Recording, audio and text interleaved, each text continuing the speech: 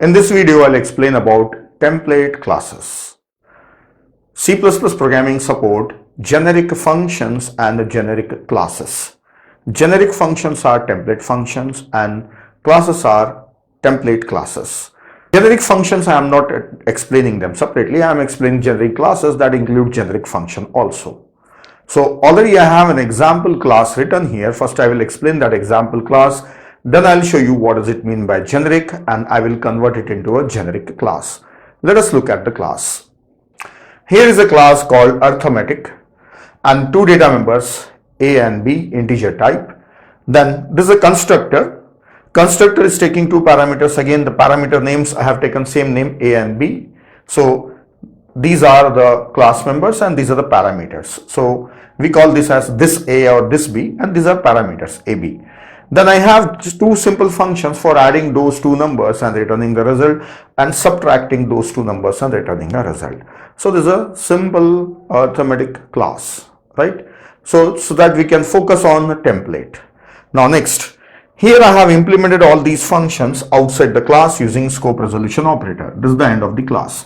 Now if you look at this, first as a constructor, arithmetic integer ab. So ab are parameters and this ab are these ab. So to differentiate between them, now the names are same. So we have to say this caps a and this caps b, because this is a pointer to the current object, the same object. So arrow we use, this arrow a and this arrow b, this is a and this is b, and these two are parameters.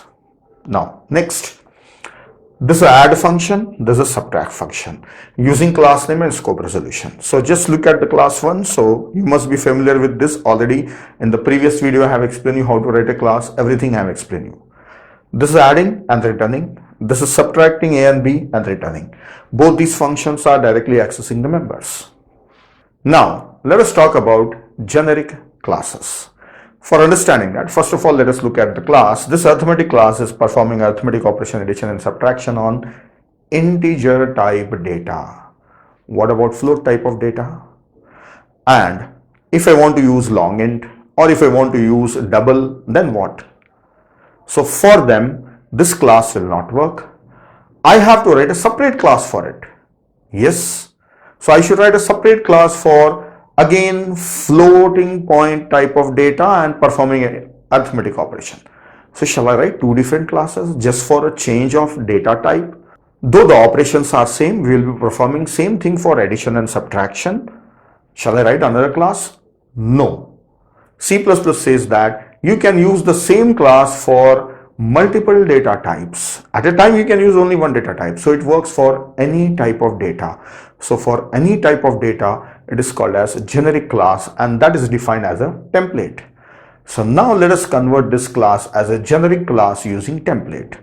So I will just write down the code. It is just like sprinkling some code inside this one, adding something more extra to make it as generic. So how to change the existing class into a generic class? I'm explaining that one, and this is what I have followed in my course, right? I have written a class, then I made it as a generic class. Let us convert this into generic. So first of all, this class, the body of the class starts and ends here. So write down template on the top. So say template class T in angular brackets. So say class T. This is template. Now that effect of that template will start from here and ends here. So the class became template, and the variable or generic variable is T, right? Now which part you want to make it as generic?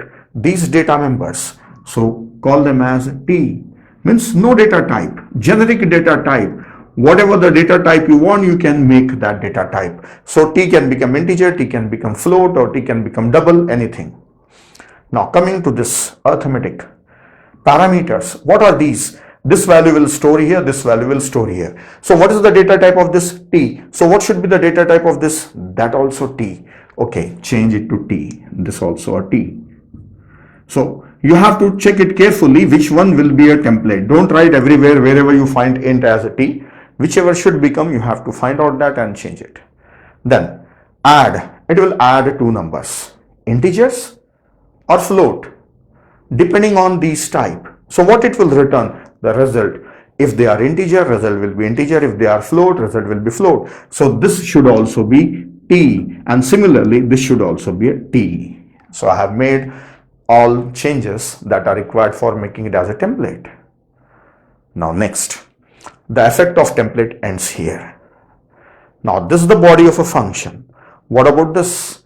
This is a constructor belonging to this class. So class is a template, so function also becomes template. So yes, write down template once again here. Why? Because this has finished here. So again write down so that it can start and end here. Start from this line and end here. So write down template class T.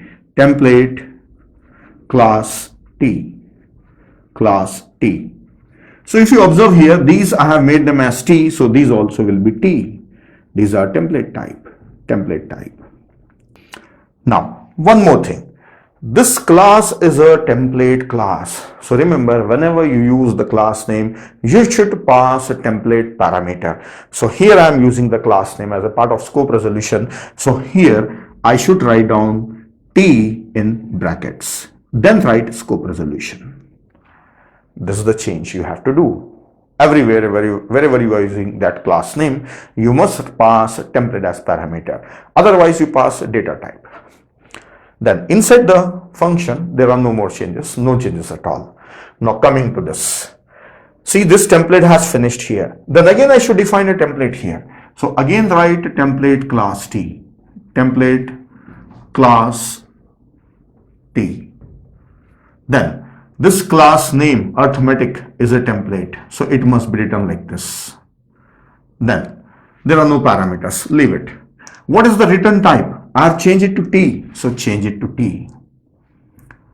Then these two are added, result is stored in C. So what should be the type of C? Same as their type, so C should also be T. Yes, this is also T. See, in my code, almost wherever I have declared data type, variable name, everything is changing to T.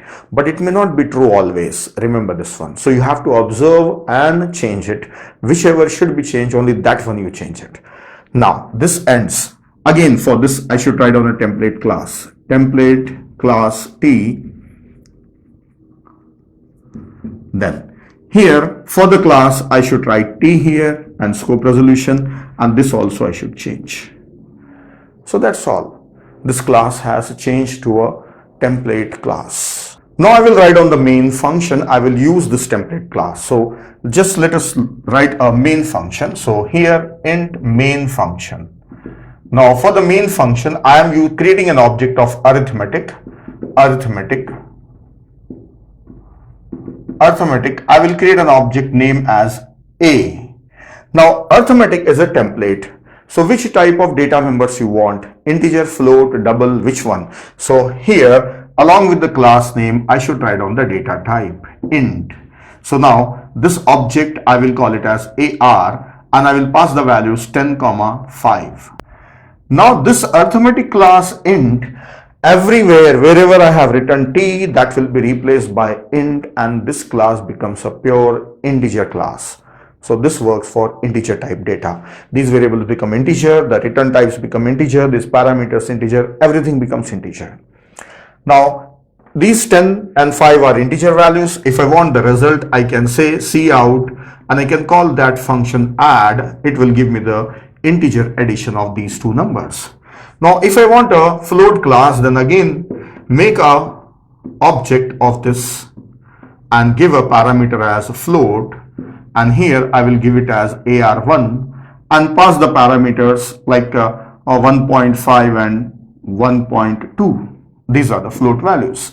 Now cout AR1 dot add, this will give me addition of these two float numbers, right? Because the parameter is float type. Here the parameter is integer type. So here the object will be integer and here it will be float. For this one, everything will become float. Wherever I have written T, that will become float. So it means the same class is working as a float also or integer also. So I don't have to write down two different classes. It works for any data type now. So whichever data type you want, you have to mention it as a template. So that's all about the template class. So you can practice this one. So I have covered all the required concept of C and C++ programming that I'm using in my course. So once you have finished this, you can start learning the course. You can start the topics of data structures. And the next section is about installation or setup required for writing C++ programs for data structures. So if you already have the setup and you are already familiar, you can skip that section and you can start with the actual topics of data structures.